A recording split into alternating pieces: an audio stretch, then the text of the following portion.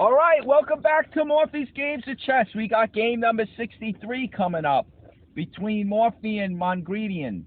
This is the fourth match game held in February of 1859. Long time ago, folks, but it's a good one.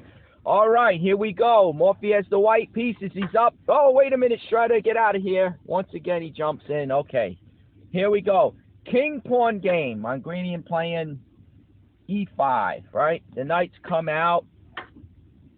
And I was going to say, Morphy's up 2-0. They had a draw in the first game of the match, and then Morphy took the next two. So this is the fourth match game, and look at this. Look at Shredder. He plays what Mongredian played. Knight to F6, the two knights defense. All right, this is a good one. Strong defense against the king-pawn. You know, in a king-pawn game, good defense for black. You're going to like this one, being a Morphy disciple. You know, you're going to strengthen your tactics and all, and this is a good one to know, that the two knights defense, heavily, you know, full of tactics. And what ends up happening, you end up like, it basically is a gambit, and you get all your men out, get good posts for your pieces, and you go to war. I mean, you'll be down a pawn, but it's worth it, folks. It's definitely worth it. It's pretty much an even fight. Okay, and I'll show you how Morphy plays against it. Okay, now a little thing to note here is Morphy follows up with knight to G5, a common move, common reply after the king knight leaps to F6, going after the weak F7 pawn, right? And now that the knight's on F6, just to show you, for example, I mean, let's say, well, if he hops here now, okay, what I'm trying to say, you could hop here to try to defend that. But the problem is, then you could launch this, right? Attack that center. Okay, now you're threatening the pawn takes on E5. Well, if he takes now, you can bust up the king side. Black's king side pawns are destroyed now. And look at this, you get your pawn back, and there you go, right? And if he got, I mean, if he goes here, you could trade that one off. And if he takes this way, you could trade the queens off, for instance, right? And then you could just you don't want black. Let me just make a move. You don't want him winning the exchange down here, right? He'll win your rook, and basically, yeah, he'll win your rook outright, not just the exchange. So I guess you play this, right? If you play the knight, he can bust up your queen side pawns. And why is this bad, folks? Look, there's no way black would want to castle on the... he can't castle now after the trade of queens. He moved his king by recapturing, right? But he would never want to castle here with these busted H pawns, isolated isolanis, you could call them, right? The two H pawns. And you got a weak F7 pawn actually under attack. Look at that. He has to defend. And now look at white's queenside pawn. Same idea, you know. Two isolated C pawns. The pawns are stronger. Like, look at white's kingside pawns. They're stronger when they're side by side like this. They can help protect one another. Matter of fact, look, he launches this one because he wants to create a passed pawn. He's got he's got this E and F pawn against only, you know, let's even say they trade, just to make it simple, right? However you want to do it. There's only this F pawn. Black has the F pawn. We could trade it, you know, eventually have a passed pawn of, you know, on the E file. All right. So anyway, for instance, if he comes up, you know, see, oh, it's white's move. All right. So whatever. I mean, who knows where this goes? What do we got here? We got it's 7. No, yeah, 7 against, yeah, 7. But who knows? It's look at the evaluation. It's basically anyone's game. It's probably a draw. But look, that I kind of got drawn into it. The point being, you know, you never want to bring your knight out. At this stage, you can't. It would be a mistake. You hit the center, and you're really setting up a clearing for the queen bishop to take that knight and bust up the kingside pawns. Black would never want to castle there now, right? All right. So anyway, well, what does he do now that the knight comes over here, right? up jumps the knight to g5. And see, once the knight's on g5, for instance, if let's just make a move over here. I don't know. Let's say he does this, right? And we go here, and then he does this, just throw another silly move, right? If he leaps up here now, you see where Shredder puts the knight? He puts it here because White's knight is blocking the queen bishop. The queen bishop can't take the knight and bust up the pawn. See how quick Shredder is to leap the knight over there? It's really the only move to defend f7 pawn, right? Your f7 pawn. All right, so anyway. And this is just a waste of time over here right now. I'm just showing you folks the a pawn moving up the board. You deserve to lose, right? If you do stuff like that. I mean, he can play even this one, right? And then if this leaps up, well, you got a choice now. I mean, you can do this. Many times you can bring this guy to help out, but in this case, you lose the pawn, see? You lose the pawn, so let's see. Yeah, he loses it, so you'd like to bring it here, I guess? No, this is better. Stay on this open diagonal. Look how beautiful that is, all the way. Forcing black, he's going to probably castle long. He can't castle short with this bishop on b3. Beautiful diagonal for that light square bishop. All right, but anyway, you know, he can't do it now, but sometimes you see the bishop come to help out. We've seen it in other games when you take, you know, if this is protected, you know, you got center pawns controlling, you know, another pawn moves from the F file to the E file. Yes, they're doubled, but you got this guy to help out, and you're controlling key squares in the center, more key squares. But anyway, okay, let's get into the game, all right? We'll take these silly moves back that weren't made. Two knights defense, move 3, knight to f6. Morphy leaps up, attacking this. So what does black do? All right, here we go. Mongredien playing d5, okay? Blocking out the bishop. Now, white takes, Morphy takes, and now while the pawn is blocking his own bishop on c4, and that pawn attacks this guy, well, you go after him. You go after that bishop. We've said it many times, that bishop is key to white's attack. Very strong piece. Very important. Okay?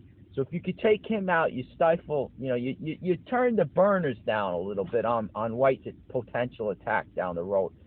You know, so you're going to try to get the bishop pair. Okay, now the downside to this is the knight is on the edge. Okay, the knight's on the edge of the board now. And yes, this is the most common move for, I think Anderson recommended it long ago, and it still is I think it's still the move today to make. And what ends up happening is the check move, and what ends up happening is you push the pawn, they trade, the knight on a5 is defending that c pawn, so he can't take it, right? So the bishop usually will retreat, and then after he hits this guy, the knight will retreat, and you could even hit this guy and make him awkwardly move up here, and I don't know, maybe you get a tempo on him this way, maybe the queen, I think the queen could come out. The queen could come out attacking him, maybe, I forget where, right? What does he do? All right, he goes here, and all right. So, listen, folks, it's a labyrinth. It's a very rich opening. They're still trying to figure it out. Lots of tactical fight, you know, lots of tactical tricks in there. Look at this take on passant. The knight takes back, hitting the tempo on the queen. The queen moves back. Look at the diagonal. She takes over. White can't castle, right? Folks, key. It's very key. All right, he blocks it. He blocks it like this. Now, like I said, look at what happens, folks. The knight, here's the trade-off. So you could notice, all right, black's down a pawn. It's a gambit. 5 pawns to white 6. Okay, it's a gambit. And you'll notice, well, this c pawn's isolated, the a pawn. All right, maybe the end game. But they got to get to the end game, and notice, folks, notice. Black has beautiful open lines for his pieces.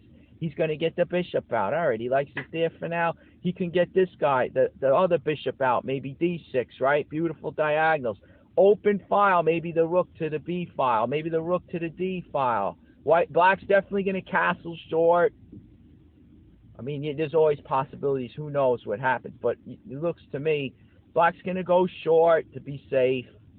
And it's going to be a fight. He's down a pawn, but he's got his pieces out, and it's going to be a war. All right? You're going to go to war. This is why you're going to love it. Because you're going to have the tactics, the combinational ideas. All right? This falls right into your playbook. Okay? Now, the downside, it sounds like everything's great. Remember, you're down a pawn, so that could mean the difference in the end game.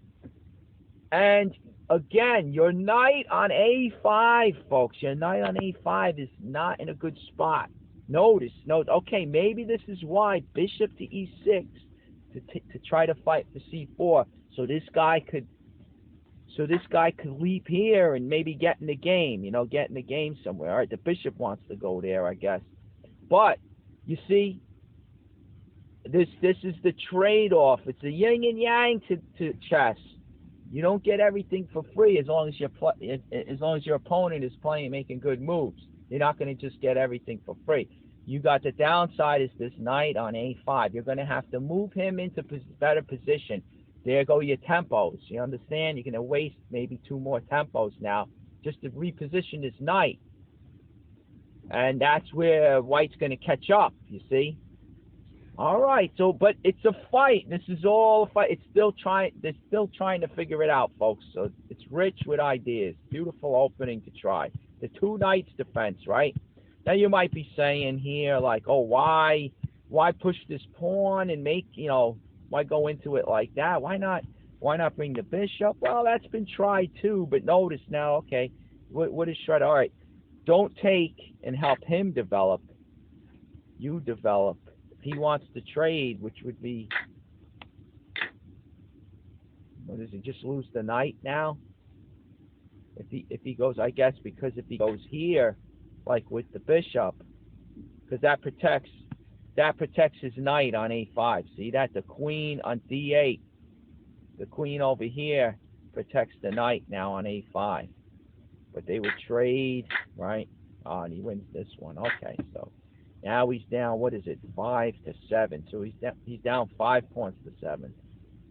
And that knight is still in an awkward place. He might be coming here with the knight to C4.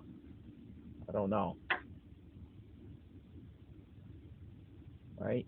What would be wrong with this move? Anything? Gain a tempo. You get the knight back. Yeah, he wants to go back. I guess because the C pawn hangs now. Not ready. If he tries to defend, right, he's gonna boot that guy anyway. Maybe, yeah, they give a +2. Look at this. Maybe the open file. That knight's still gonna be in trouble now. The bishop is gonna be in trouble. Maybe he castles. All right, the knight on G6 protects the bishop. All right, and it's a game. Black's got his men out, but he is down 2 pawns, and maybe a little. He got his knight back in the game though. But hey, look at this. He wants to trade. Obviously, trade off the queen, bring it closer to the end game. The power comes off the board. Black needs his queen for the attack. He can't win the end game down 2 pawns. So he's going to want to keep that queen. But anyway, all right, so that's interesting position. But that would probably just be a mistake taken, right? On this, you bring the queen out. Oh, you're attacking E5. All right, so he defends E5. You bring out your knight. And look at Black's knight over there on A5. He can't even get in the game. All right, he castles to safety. All right, now they trade. White still controls C4, right, with the queen, with his queen. See that? Mouse slip, folks. Not going to do that. You're going to play B4 next. Going to play B4 next. Look at this. What's going to happen on B4? Does he have a way out of this? Does he have a way out? Knight takes. Oh, yeah, the queen. And okay. I'm looking at that knight so much I didn't see. After the bishop goes back, the d5 is hanging. That's what's keeping the knight. It's what's keeping the knight from getting back to here, folks. Right? So once he takes him, okay, but then he loses this one. He takes here. See how it's almost just everything almost resolves to back to 0, right? Let's see. White's up evaluation just under a pawn. All right, so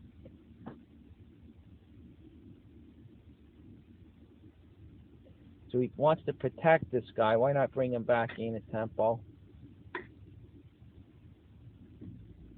He takes. All right, so White's up a pawn, folks, but notice these 4 pawns. Let's say they traded everything off, right?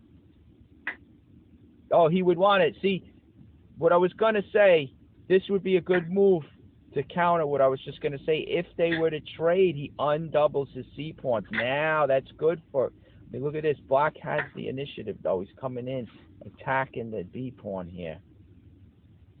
And he attacks the C pawn down there. Okay, if they were to do this, right? He wins that one, you win this one. Okay? Let's just say you go there, right? The point is, all right, he's going after him. Well, the point is, this guy is now a passed pawn. See that? Once that C pawn's gone, he's a passed pawn. All right, he'd go back to defend it. Here comes, he's going after this guy now, right? I guess you don't want to push it because then the knight leaps right into C4. And that's a beautiful outpost for the knight. See the little subtle mistakes? You'd rather give up the pawn altogether than to give him a good outpost, right? You trade here. All right, he doesn't want to take here because you win this one, and that one looks like it's going to fall, right? So he protects him first. You protect this guy, and there you go. Now he gets the outpost. I don't know, folks. Looks like a draw to me. Okay, you're down a pawn. This guy's a passed pawn, though. Maybe you could trade off the pieces, but really, how do you trade off that knight for your minor piece? You can't. He's on the wrong color square, right? All right, he's going after this one. All right, so you go there, I guess. All right, so it's a fight. You know, this is fight. Is it a draw? Probably. But anyway, look, all this stuff, right? This queen trade is not good because it does it undoubles the C pawn. See that? Although black gets down into the white position first. See that? Rook to the 7th rank. Good move for black. Putting pressure on the pawns on the 7th rank that haven't moved. That's the key idea. When you take the file, the open file, you want your rook to penetrate into the enemy position. Next, he could even double rooks if he wants to totally control that file. But anyway, what I was going to say is these 4 pawns of white, because these C pawns are doubled, black's 3 queenside pawns can hold them back. There's no way that they could make a pass pawn. Okay, if played correctly, if black plays right. Those 3 stop these 4. They lock up, okay? So even though white has the extra pawn, it doesn't even matter. He can't make a pass pawn out of it. So the endgame chances, there's really no advantage. I mean, but there's a possibility of undoubling them, and that's what he tried here with this move, right? Makes sense. Okay. But he penetrates first and puts pressure. He's got the initiative. This is a try to fight for it. You're going after the C pawn. He doesn't care. He takes. You go there. He goes after this one. You take that one. Here's another way it could go, right? You go after him. He goes back here to defend. He comes up, defends this one, attacks that one. Isn't it amazing how the moves come together now? Look at that. All right. He pushes this one, or what is he to push this one? He's going to try to push this. Putting pressure, right? Got to block, stop that guy. All right. He wants to push this one up to knock the defender over here so he could grab white's C pawn, right? All right, so what are we doing here? Let's see, he's going to go up. There you go. Why did he just give him that one? He takes there.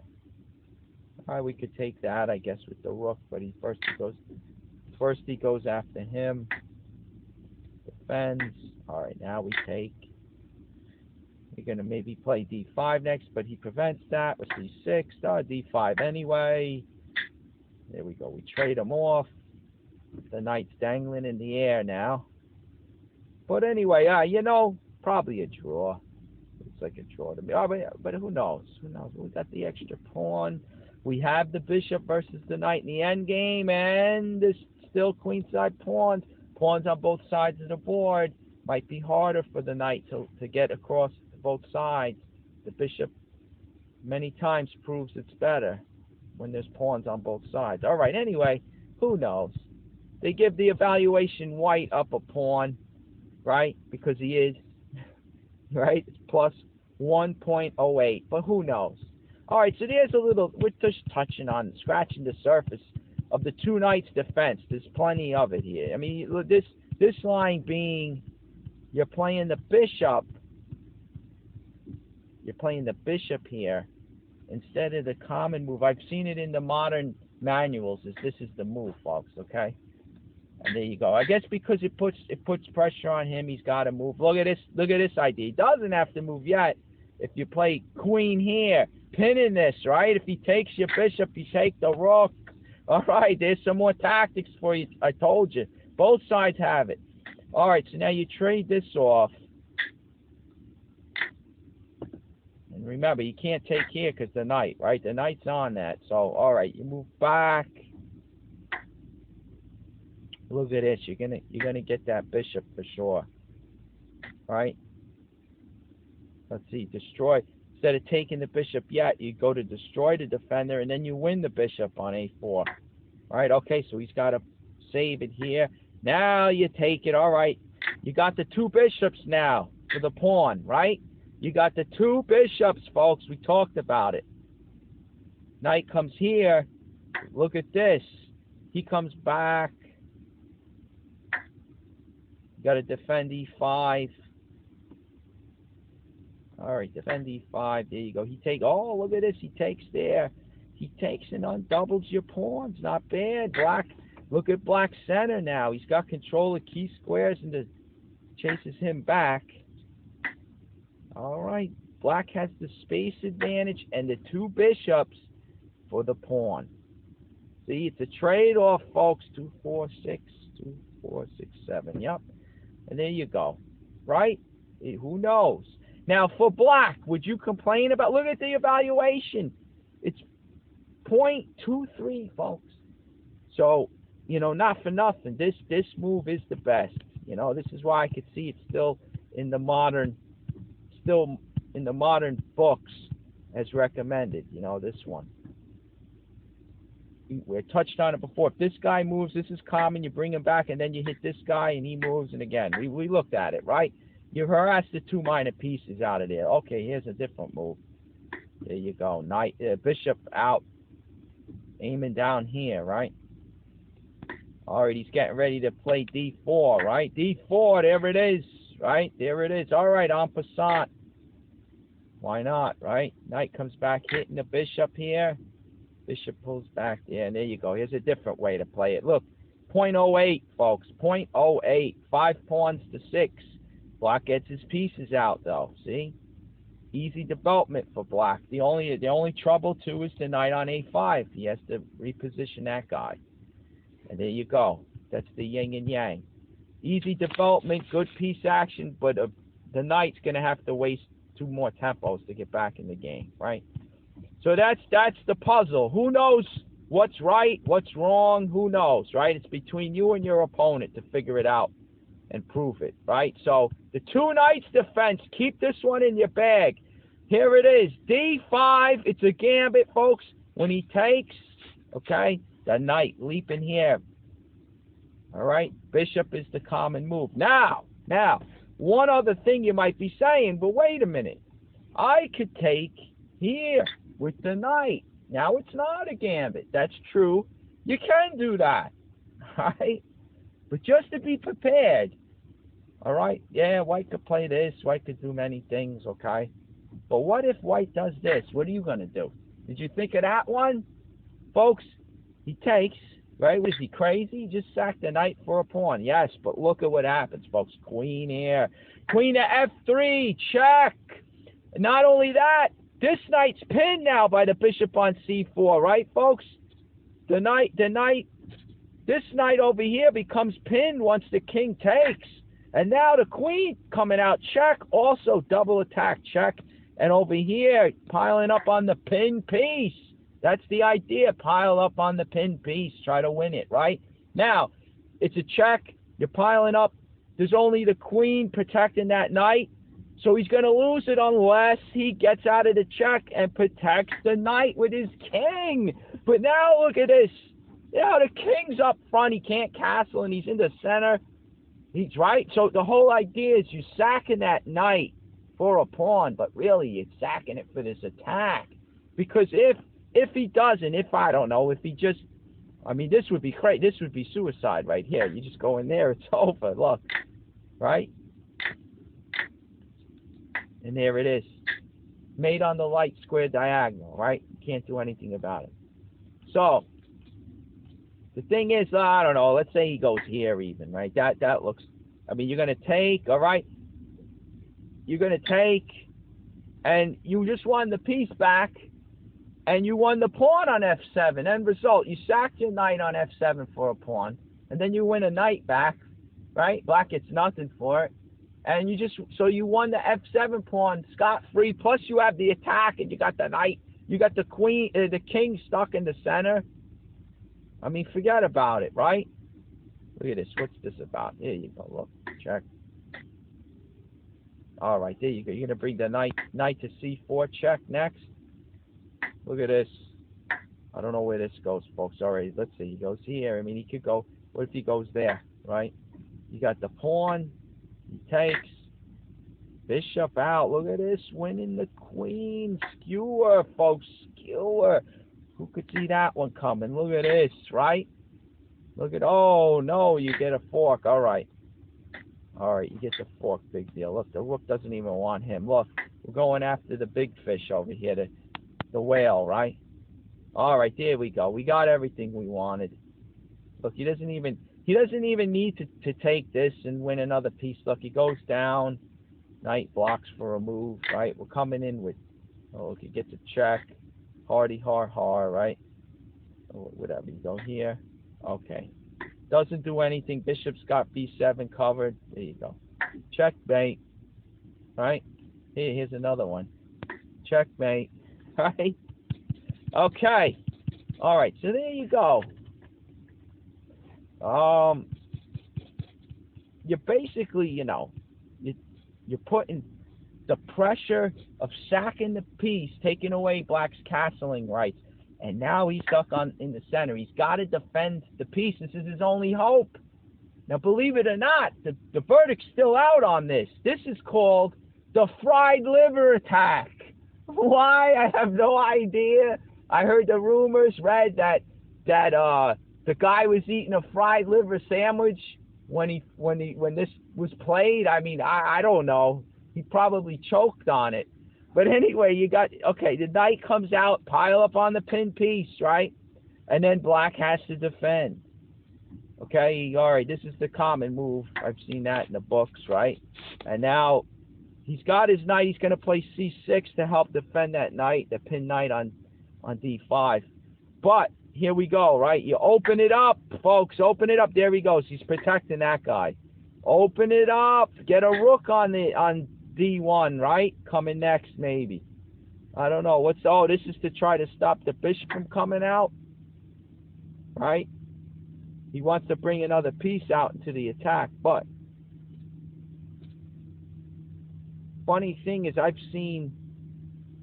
think I've seen this where you pin the knight, right? Because now he's got the knight, he's got the queen, and he's got this pawn protecting the knight, the C6 pawn, right? He's got, let's just show it. He's got this guy, and he's got this guy. 3 protecting it. And we have 1, 2, 3, attacking it. So he's okay for now. But if you go here and you pin the knight, this knight, now does it renew? Does it renew? You take, right? He takes. If he takes with the queen, he brings a nut. You destroy the knight, which is one defender, and then you divert the other defender. And now this guy's just sitting duck, right? There you go, and you win the pawn back with check. And anyway, look, though. And at any time, look, you got to understand, all right, you win another pawn. You're down a piece, though, but you have the attack. This might not be so bad for black. If he could trade the queens off, I mean, it looks like he's going to win another pawn. It looks like maybe e5, the black e5 pawn can go. Oh, look at this. So he protects, because where can he go? He doesn't want to go. He's only got 2 squares, folks. If he goes here, the bishop gets in the game. And I think he's going to win the queen, because it's going to be a mate if he doesn't, right? The only other square is here, and there you go, right? With the pawn. Look at that one. Rook supports h4. That's a mate, folks. Look at it. Okay, beautiful, right? If he what could he do? He'd have to take, and there you go. You won the game now. Okay, you won now. You won the queen. But the point is here, let's see, on the check, he's got a block then, right? He's got a block, and then there you go. You're winning your piece back. Queen, oh wait, maybe not. You're going to lose the light square bishop over there now. Okay. You're going to take there. You're going to take here. Isn't it crazy? All right. You castle long, because you can't castle this way through the enemy queen, right? So you castle long, he comes down and takes there. Gonna win this one. You pin it for now. He's gonna trade the queens off, maybe. Oh, all right, there you go. Oh, he's gonna go for this. Then you go back. Now he can't check you. Okay. You don't wanna being down a piece. That bishop. You don't want to trade queens. Black would love to do that. Now the piece might be better. We'll eventually develop that dark square bishop and maybe win a pawn here and there, and then black's winning. Look at it, -2 and change, folks. So, and white's gonna win this guy. He's gonna win that one. So he'll be 6 pawns to 4. But the bishop, he'll probably pick up a pawn or 2, and he's got the win easy, right? So you don't want to trade. So the idea is, after this, when he checks, look how you maneuver out of it. Look, he gets the checks, no more checks now. He wants to trade again, right? Why not rook takes?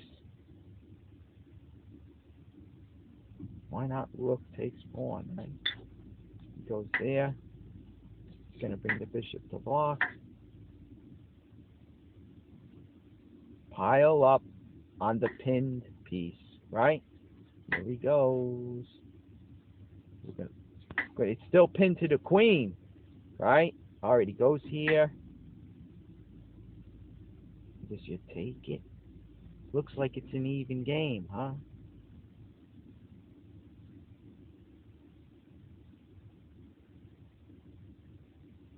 What happens on this? There.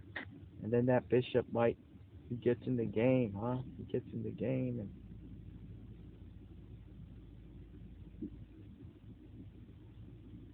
all right, so they're giving it to black. I guess he can survive, right? So on this, queen over, they say to trade. Oh, and you win this one. All right, you pick up a pawn. All right, I wasn't looking at it. And there you go. Okay, so you win the pawn. Still have a little pressure on the black king. Maybe you're going for the draw. Is that it? Okay, because you're down after sacking the exchange. You're down a whole rook. All right, makes sense. All right, so there you go. I didn't even look at that line. He went deep, but very interesting. And you see, basically, let's see, going all the way back. The fried liver attack. Okay, so this was the idea. This one coming out. Maybe it's not so hot. Right? There's so many ideas, you can try. Who knows if your opponent will figure it out like Shredder did, right? So here they're saying this, okay, and I mean, we're only scratching the surface here, folks. Only scratching the surface. All right, so it's still the verdict isn't out on this. White gets the attack for the piece, and they say you can sack a minor piece if you keep the black king from castling, and if you can see where he gets stuck in the center and you get play, a lot of attack, then it's worth it. Obviously, if you can just quickly castle and hide, and now you're down a piece, not so good. But if you could keep the king from castling, keep him stuck in the center while your pieces are swarming around attacking, then it's worth it. Okay, and the fried liver attack is a perfect example. All right, now look at it. Now he's coming over this way to defend. Again, very deep opening, lots of lines. It's a labyrinth, folks. Now, look at this. He's trying to fork you on C2. Like I said, tons of tactics. Queen protects C2 to stop the knight fork, right? Okay. He defends with C6. All right, boot that guy out. Where's he going now, right? Where's he going to go? Oh, so you attack the knight. He attacks your bishop. You move the bishop back. All right, now he swings over there. All right. You take the knight now. I don't know. Oh, E5 is pinned. Look at this. Now he goes back. Look at that. Repositioning. Look at this. Now you're hitting that pinned E pawn with 2 pawns. Right? I guess you want to capture with the F pawn and open, then you castle, and you got your rook on the open F file. Look at this. Look, see? He gets out of line there. Now you're going to castle short. Boom. The rook comes right into the fight on the open F file. See? And look, he's maneuvering. He protected the knight, but look at this. He maneuvered the king. Awkward king rook on H8. Going to be a while before he gets in the game, right? All right. The knight on D5 is not pinned anymore with that bishop on E6, right? With this guy on E6, he's not pinned anymore. All right, here they come. Come the pawns. Is he going to push C4? There you go. Push C4. Bishop retreating all the way back to A2. All right, he backs up his B pawn so you can't take. But anyway, okay, and it's a fight. Now, black has, let's see, white has 7 pawns to black's 5. So he picked up that E pawn on E5. So now he got 2 pawns for the piece. He's got the black king in an awkward position. Rook on H8, awkward position. He can't link up his rooks. He does have his knights out. The bishop's out. You know, and look at white's, the D and the E pawns, folks, connected past pawns. Matter of fact, look at this pawn chain now. Connected past pawns. That could be an endgame advantage, but he's down a piece, remember. He's down a piece. He's down a knight at this point. What about this one coming here, you know? I guess he traded off, right? And as you trade pieces off, folks, it's better for black. He's got the extra piece. So it'll mean more in the end game. And look at this. He wants to trade. Talking about trading pieces. He wants to trade the queens, right? Oh, here he's threatening to take maybe. So black takes first. All right. He doesn't take. Yeah, because if he takes here, look at what happens, folks. Just to show you the tactical traps. He recaptures, he attacks the rook, but now he also supports. Oh, okay. He moves to attack this one, so he does gain time. I was going to say he's threatening. Okay, he's not threatening it yet, but think of this idea. Black's got D5 covered with the knight and bishop, right? But look, boom, and then boom, a pawn fork coming, right? Possibility. They give it as even right now. They give it as even. All right, so anyway, there's another one. Another fight. Basically, let's see. Isolated pawns on the queen side for black. That's tough. So white might pick up another pawn. This guy's a backward pawn if you haven't noticed, right? The rook's aiming right at it. All right, so the verdict's not out. Who knows? Valuation is under a pawn, so who knows what happens there. Many games have been fought and it hasn't been figured out yet. So there you go. Very interesting. Another line I saw, I think Shredder tries to pin this F pawn from capturing. You go here, and he went over here. It might be a little different position at this point. You get the castle, right? He wants to trade off the queens. All right, but anyway, that's the fried liver attack. Basically, knight taken here. So if you figure out I don't want to play a gambit, I'll just take there. Get ready, because it turns into a wild one. It's a gambit, but now it's on the white side. He gambit a minor piece, folks, right? And he's trying to win it back and keep the attack and keep your king stuck in the center. All right, so there you go. So now let's get what could have happened, what should have happened, who knows? Well, we're going to play what did happen. Okay, Morphy takes. Okay, knight.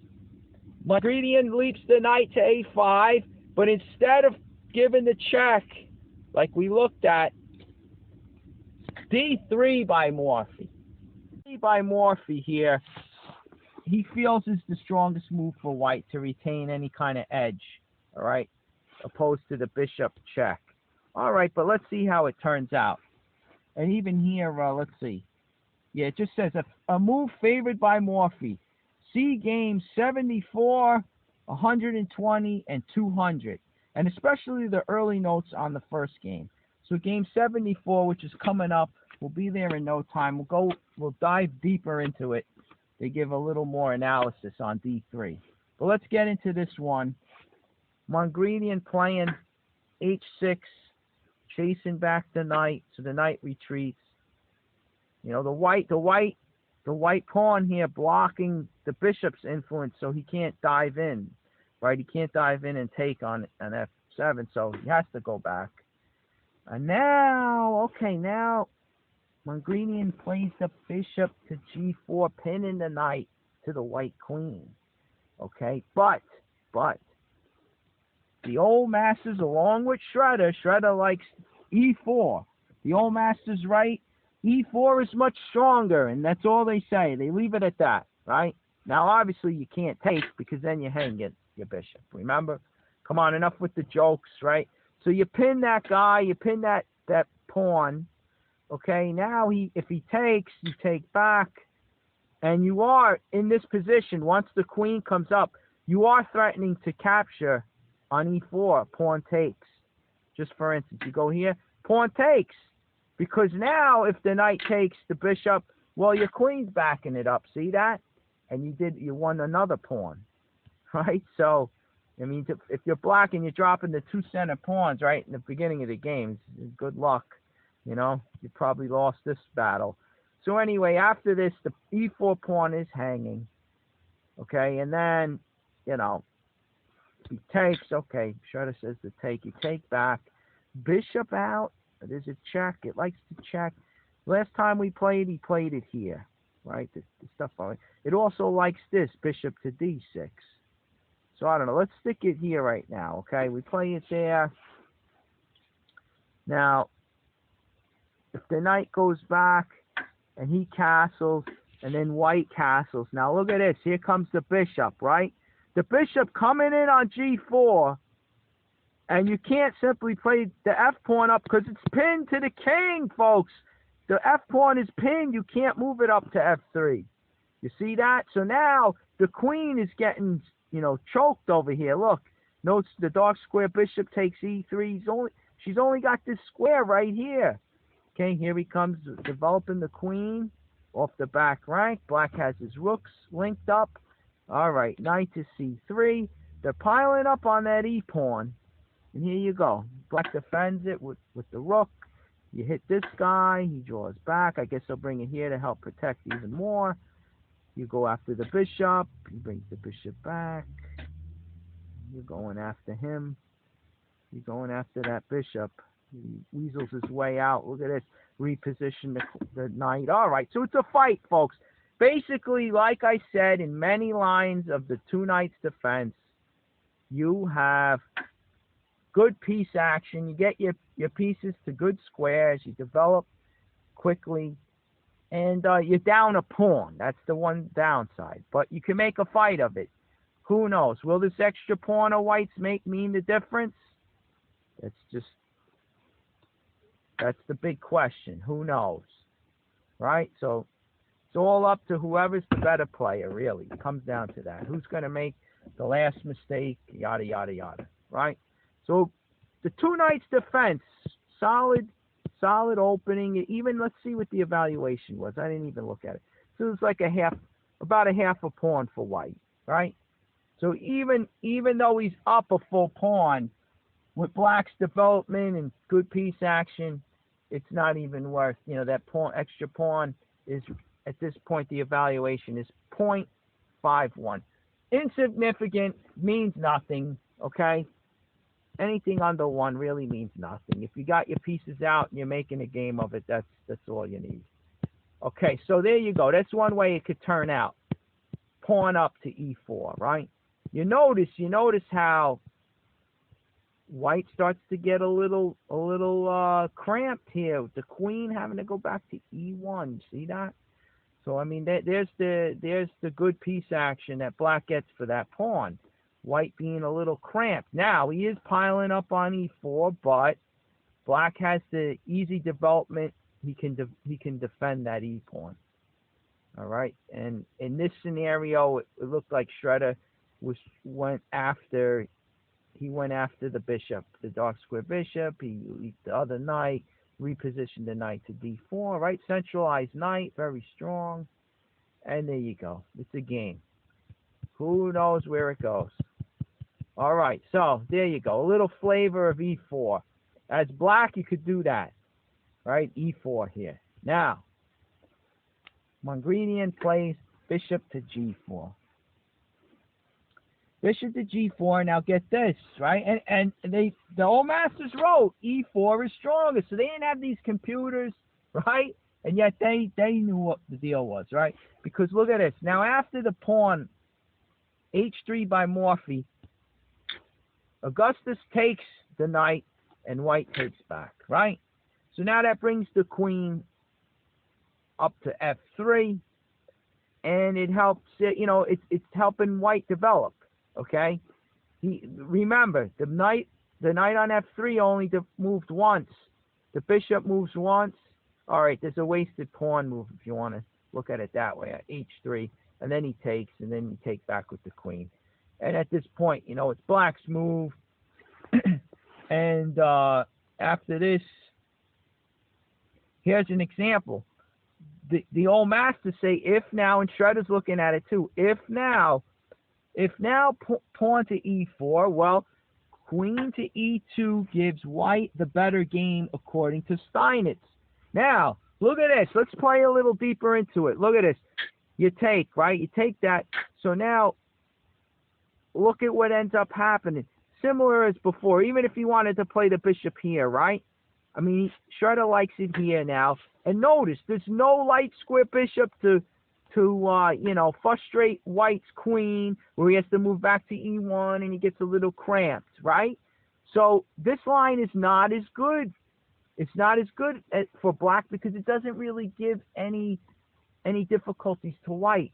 The light squares are fine. That light square bishop of black's not going to harass the white queen. Okay, he's going to castle. So what? He gets his piece out. He develops the queen. Here we go, right? And what did he get? Folks, what did... He likes bishop there right now. Here comes the knight, right? What did black get? I mean, he didn't cramp white like in the other line with the light square bishop. Remember the F pawn? Remember it was pinned to the king. He had no better move than to bring the queen back. This was the only square. Well, that doesn't occur now. White gets to develop freely, no problem. Knight c3, this bishop on d4, beautiful, right? Aiming at the knight on f6. I mean, here you go. A matter of fact, is that why? Look, bishop here is threatening to bust the king side. threatening to bust the king side up. I didn't even pay attention to that move. Look, you undermined the e-pawn. There you go. You won the pawn now, too. Now you're up 2 pawns. And look at that busted king side of blacks. Very ugly. Okay? So anyway, I guess that's what queen to f5 was. All right, and you develop natural square for the knight, knight c3, and there you go. Right? There you go. You're doing fine. I mean, you know, it's putting white up just about a pawn, which that's what he's up, right? He's up a pawn. In the other evaluation, he was like a half pawn up, really insignificant, because he was a little more cramped. He didn't develop as smoothly as here. So see what happens? It's like, you know, just by taking this whole scenario now, right here, look. You put the question to the bishop, he takes, queen takes now, all right, now it's no big deal. I mean, there's no difficulties for white, you understand? So now, here we go, after the queen takes on f3, Mongredien doesn't push here, that's what we were just looking at. Nowhere as good as the other line, okay, that we looked at earlier. So at this point, he just protects e5. And he gets the bishop developed so he could castle. All right, so now at this point, here comes the check. A little late, but all right. He checks, pawn up, and we have something similar. Pawn takes. Shredder's saying to take back with the knight, but all right, he takes back with the pawn. Bishop takes check with the fork, right? He's going to threaten to win the exchange here, threatening to win the rook outright, actually. So the knight takes. Queen takes with check. All right, can't block like this, or he drops the rook, right? He's got to keep the queen on d8. I guess he doesn't want it. He doesn't want to block this way. He decides to move over, okay? And actually, Mongredien moves up to e7. I think Shredder, after some more evaluation, he likes that also. He brings the king here. And you'll see what he does. Why does he go there? If he goes here, he blocks in. There it is. Shredder sees it now. If he goes here, he blocks in his rook, right? But by coming up, see, Shredder likes e7 now. King to e7. Oh, now he switched back to f8. So who even knows? But look, the idea, you'll see why he liked this. Mongredien's idea is to now be able to bring the rook to e8, okay, and then swing the king, castle by hand, and so to speak. Here we go. Look, knight develops to c3, rook over, attacking the queen. The queen retreats to f3. Now the rook comes to e8. Okay, white castles, and now Mongredien walks his king, you know, to get some shelter there on the king side. He finally brings it to f8, and he tucks it away, right? So the rook's on e8, okay, took some tempos to do this, and white's catching up in development. Bishop to d2, and as you can see, he's up 2 pawns, I believe, now, right? He's got, black has 5 to white 7, so, you know, he stole a pawn, right? He won another pawn, and that was over here, folks, if you didn't notice. I forgot to mention. Right here, you know, on this block of the check, he wins the pawn, right? He gets 2 for the 1, and there you go, right? King up, knight develops, rook over, attacking the queen, queen f3, rook, the other rook over to e8, bishop, castles, king down to f8, tuck him away, bishop to d2. All right, here you go. Now look at this, bishop to d2. A matter of fact,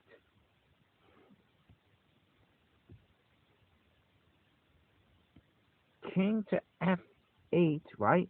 Could he have done this, folks? Could he have just... Oh, no, the queen still protects. Okay. The queen protects. Again, the glare. I've got to admit, I mean, I know it sounds like an excuse, but the battery on my tablet is dying out, and the light just went down. I think when it gets under 20%, it gets a little dim, and it's hard for me to see here. So I didn't see that. I know there was a point that this bishop to d2, there's always a chance of sacking if let's say he moves out, or let's just say he moves the queen out, right? All right, going after this one. Let's see if the queen just moved here, right? There it is. Okay. Okay, there you go. See, you win a pawn this way. Recapture the bishop. You take the knight. See that? And there you go. White won another pawn. Now it's 7-4. Plus the black king side all busted up. Oh, it looks like this guy's fallen, right? Not much time left for him. But there you go. Anyway, all right. So what is after bishop to d2? Mongredien tries to stop that idea by playing this, by playing g5. Okay? Then, because he's figuring he's got to bring the queen into the game. Maybe he wants to swing the queen over here, attacking this, but he doesn't want to leave that sacrifice open, you know? And I guess this is better for white for now instead of going in for it. Right, look at this. He clears the line. He takes here. Right, he takes. See the mistake here now? Look, do you get the knight, folks? Look. Do you get the knight? No, because you get the check. Got to watch those discovered attacks. Look at that. See that? You set it up. Just when you thought you were up, right? You were up a couple of pawns. Bam, you get hit over the head. You got to remember the tactics, folks. If you're on the black side, the two knights defense full of many pitfalls, tactical traps. That's why it's a good one to know. All right, so anyway, maybe queen here was better. You go to protect this one. You want to trade them off, I guess. You want to trade them off. You'll go into a down 2 pawns, right? 7-5. So anyway, yeah, the white's up. White's up pretty good here, so I don't know what that's about. But anyway, Mongredien playing this, playing g5. That's no better. Double question mark. Here you go. Look at this. Chisel away at the position. Look at it, those pawns. Okay, Mongredien playing the knight back. White Morphy, before taking on g5, he brings the queen up, right? If you take here, well, then he could come up with a tempo on your queen. I guess, you know, then you move. Look, though, you attack the knight. It's undefended, right? Bring it up. Attack that guy. Here comes the king to g7, protecting the knight. All right, now they trade the pawns, okay? And here you got this move, folks. What do you think that's about, huh? g3. You see the picture yet? That's so the king could come to g2. There's no light square bishop, is there, folks? So no problem the king stepping to g2. Black has the dark square bishop, okay? And the queen's on the dark square still. He's gonna put his king on g2 and swing the rook over to the H file, folks. You notice open H file. Where do the rooks belong? On the open files. Thank you. All right, here you go. Maybe this is better. Shredder finds this. Who even knows? Let's show you what Augustus does. He plays f6, right? f6. Okay. So now here comes the king, like we said. King up. Rook over. He sees the trouble the knight's going to get in now. Rook over. Okay, rook up to help protect from here. Here comes Morphy. Rook to h2. He's going to double on the h file. All right, queen over here. Look at this. He wants to trade queens now, right? Okay, look at this. No big deal. We take. King rook takes. But now Morphy doubles him up. But look at what he can do now. The knight. See, the knight, if he took this way, folks, then he would be pinned, right? If he moves the knight, he can't move the knight anywhere but here. If he does that, he drops the rook, right? He drops the rook. So see what he does? He takes the queen with this one, sliding over. Okay, here we go. Double him up. We're attacking the rook, but we're attacking with the double rooks. We're attacking this knight, but she's not pinned anywhere. So the horse goes back to f8, the only square, right? So now, after that, here you go. Look at this move. Knight to b5, attacking the rook and the bishop. Okay, he could slide down here, attack your bishop, but when you take, you're now threatening this rook, right? So what do? I mean, if he goes there, you take the rook, right? he could attack you, but then you get this guy. You already took his bishop. Now you save him and protect him. See this? Alright, he wins this pawn. And at this point, what are we doing? Right? He goes here, attacks the pawn. Let me think for a second. What was the idea here?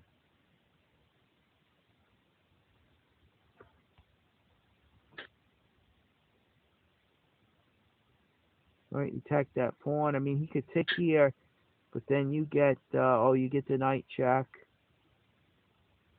Matter of fact, okay, you get the check. He goes here. And now the knight's pinned down there on f8. See that? And we pile up on the pinned piece. I mean, he could leap it here, right? Oh, but then we got the other one coming down. Okay? And if he dares go here, I think we cement. Let's see. Wow, it's mate. Wow, that's a mate. It's like a smothered mate. Can you believe it? Look at that one.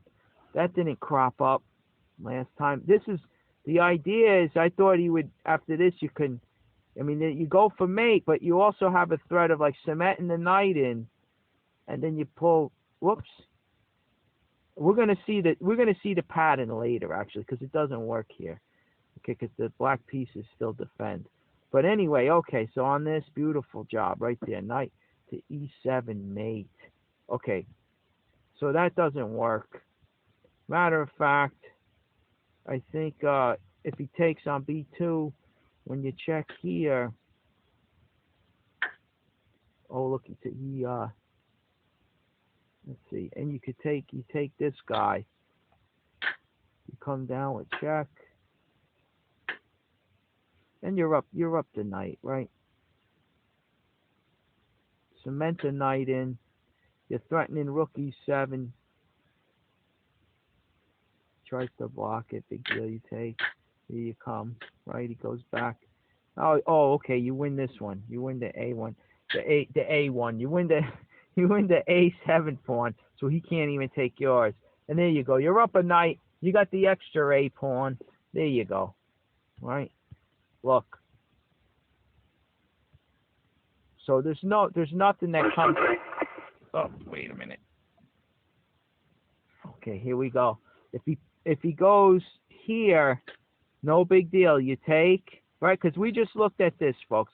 Him taking there does nothing, right? We're on the rook. He tries to hit us. Remember, we protect, and if he even wins this pawn, no big deal.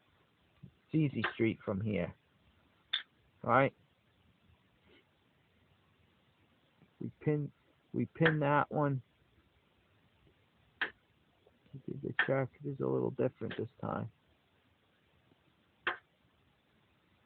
Goes back to protect the knight. All right, we're slowly working this one out here. He blocks, threatening f6. What could he do? Maybe rook back to a6. There you go. Right? Oh, look at this. Now the pawn on f6 is pinned. See that? Boom. There you go. See, you slowly use your tactics to chew them up, and it's pretty much it. You're up a whole rook. All right, so let's go back. I'll show you what happened in the game. Okay, the knight comes up. He defends the bishop. And that's move 27, right? So now after that, he takes. The rook takes back, and now with this move, Augustus resigns. And you'd say, why? Why would he resign? Well, look at what happens. Okay, first of all, let's say he goes back to defend that knight. Okay, he defends the knight. You're just going to chop him off. All right, if he takes this way, right, you come down, check. He comes up, whether he comes this way, that way, no big deal. You go here, he goes up, right? You take, and he's not going to take here because then you take him, right? So he takes back this one, and lo and behold, there you go. Boom, you win the A pawn. Now look at all the pawns here. You're up, what is it? 3 pawns now. Forget about it. He wants to go after this one, no big deal. He wants to go after that one, no big deal, right? There you go. What if he goes after this one now? Well, they're on their way, folks. They're marching up the board. Here you go, right? What's he going to do? No good. He's got no hope, right? You attack. You make sure he doesn't push E3 because your F pawn is pinned. Okay, here we go. Here we go.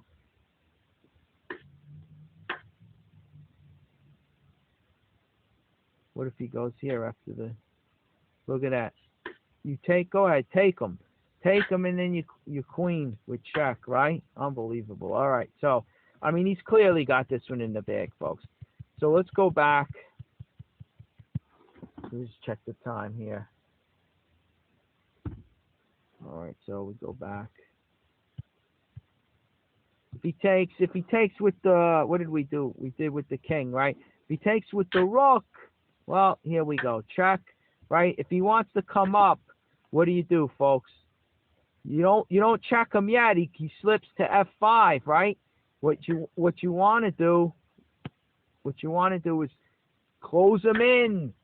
Now he's in the mating net. There's nothing that stops Rook to H6 mate. Look, he takes a pawn. There you go. See that? The G4 pawn keeps the black king from escaping onto F5, right? Okay, so on this check, boom, he goes down. You check. He comes up. You check with the other one. He does whatever way he wants to go. He wants to go this way, that way, anyway. You take, right? He can't take this one or you take that one, right? It bears repeating. Okay, so what does he do? After you take, he takes, and there you go. You pick up the A pawn again, folks, and there you go. What's he going to go after this one? We go there. If he wants to go after this one, we go there, right? If he goes after him, no big deal, right? Let's run it all the way in. Come on, let's go. Go for the touchdown. Here we go. Right? What's he going to do? What's he going to do? Right? No matter how you slice it. Here comes the A pawn. Here it goes. Right? Get out of the pin so your pawn could take. Your E3 pawn, your F2 pawn could take on E3 if need be. All right, here we go. No big deal. Give the check. Protect. Wait, what was that? Look at this. Takes. Here, take my rook. All right, take my rook. He can't get behind, folks. He can't stop the pawn from queening this way, right? Else he takes. He can't get behind it. For one, the rook is there, plus your other pawn is there. Wouldn't this be cute? And then he wins him, and it doesn't matter because you're going with check anyway, right? Okay, so what does he do at this point? He takes this pawn. It's all over. There you go. See the little tactics with the pawns, the little tricks, right? There you go. Look. First of all, wait a minute. Let's back up here. Did I see that right? He's going to go for A7 anyway. Give him the check. You go over here. Yeah, it doesn't matter because if he checks you, you just capture the pawn. There's nothing there. There's nothing there, folks. All right, he's going to try to bring the king up.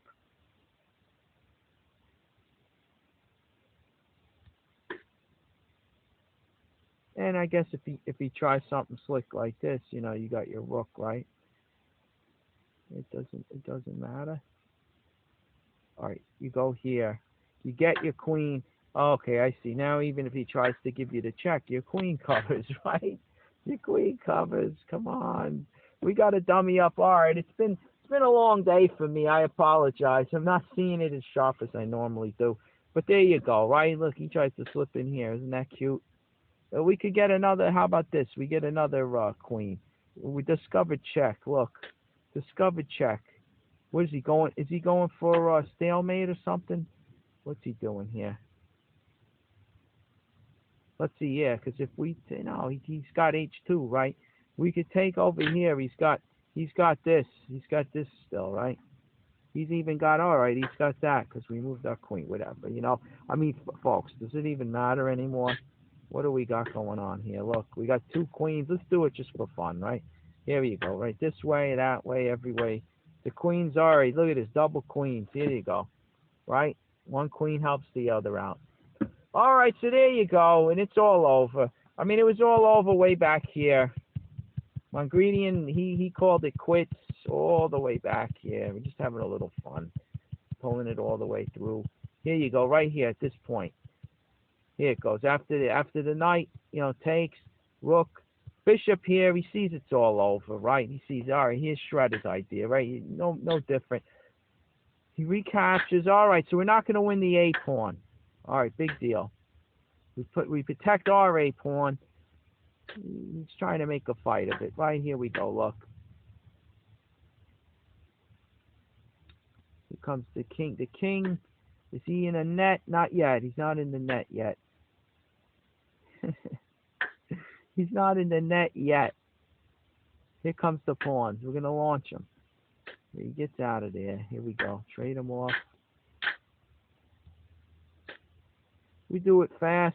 There could be better moves. Don't let him come down to E2, I guess. Right? Here, we'll trade off a pair of rooks.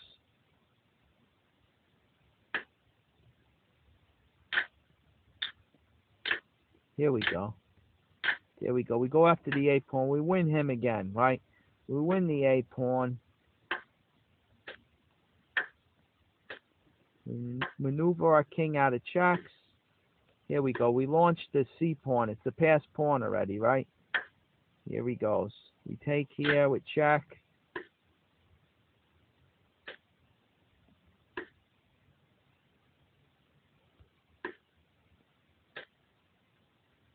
Go after the pawn. He goes this way. Here's a check. We don't want to do this yet because then it blocks our rook out. I think we go here. Now we push it. Seeing our rook's still in the game. He's still fighting this pawn over here. Gets behind the pawn. You want to get your rook behind the pawn. Either to support your own pawn or behind the enemy pawn to try to capture it. To always threaten to capture it. Whoops. Right here. Get to the back rank. All right. Now we're going to set up mate threats, I think. All right. He's going to stay on this one. Look at it. He has no other option, right? Because if he comes off this B file, folks, right? If he comes off the B file, like say he goes here, right? Well, now king up has a back rank mate. And there's nothing.